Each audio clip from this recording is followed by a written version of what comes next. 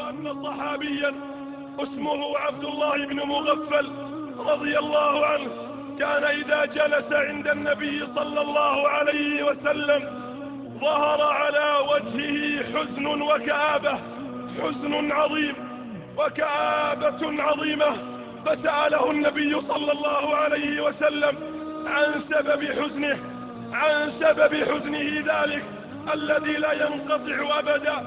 فقال: يا رسول الله، كنت في الجاهلية وخرجت من عند زوجي وهي حامل، وذهبت في سفر طويل، لم أعد إلا بعد سنوات، وجئت فإذا بها قد أنجبت لي طفلة تلعب بين الصبيان كأجمل ما يكون الأطفال. قال: فأخذتها وقلت لأمها: زينيها، وهي تعلم أنني سائدها وأقتلها. فقامت أمها تزينها، وبها من الهم ما بها، زينتها وتقول لأبيها: يا رجل لا تضيع الأمانة، يا رجل لا تضيع الأمانة، يا رجل لا تضيع الأمانة. ثم قام فأخذها كأجمل ما يكون الأطفال براءة وجمالا. يقول: فخرجت بها إلى شعب من الشعاب. قال: فبقيت في ذلك الشعب أبحث عن بئر أعرفها هناك، فجئت إلى بئر طوية دوية ليس فيها قطرة ماء. قال: فوقفت على شفير البئر أنظر إلى تلك الصغيرة، فيرق قلبي لما بها من البراءة وليس لها من ذنب. ثم أتذكر نكاحها وسفاحها، فيقسو قلبي عليها بين هاتين العاطفتين أعيش. قال: ثم استجمعت قواي فأخذتها فنكستها على رأسها وعلى وجهها.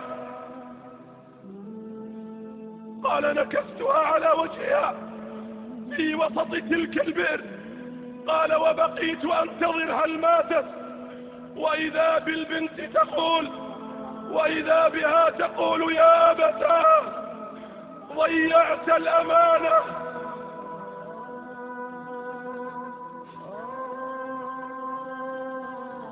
يا أبتاه ضيعت الأمانة، يا أبتاه ضيعت الأمانة. ترددها وترددها حتى انقطع صوتها.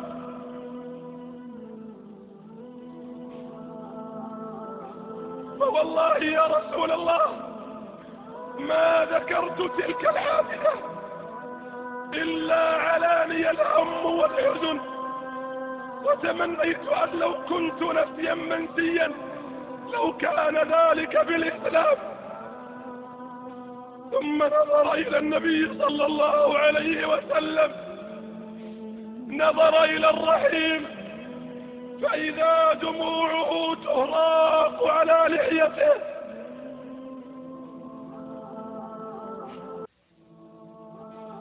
صلى الله عليه وسلم، وإذا به يقول فيما روي: يا عبد الله، والله لو كنت مقيما الحد على رجل فعل فعلا في الجاهلية لأقمته عليك.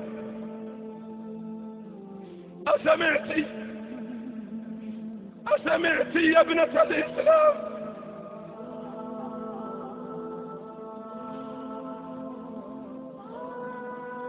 هذه في الجاهلية قبل الإسلام.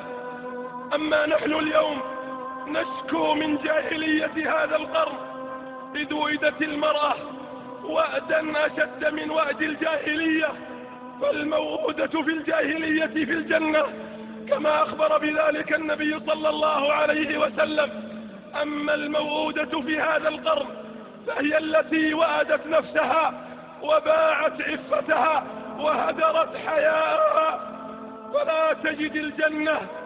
فلا تجد الجنة وربي وريحها كاسية عارية مائلة مميلة أصغت بأذنها إلى الدعاة على أبواب جهنم فقذفوها فشقيت وخسرت في دنياها وأخراها. فلتحذر المتبرجة يوم تركت حجابها. عجبا لتلك الشريفة العفيفة كيف تقبل أن تعرض جمالها في السوق وأن تكون سلعة رخيصة تتداولها الأعين. وكيف يرضى لها حياؤها أن تكون مبعث إثارة وشهوة في نفس رجل يراها. بل وكيف تطيق الشعور بأن يصبو إليها ويتمناها. وأين هي من قول ربها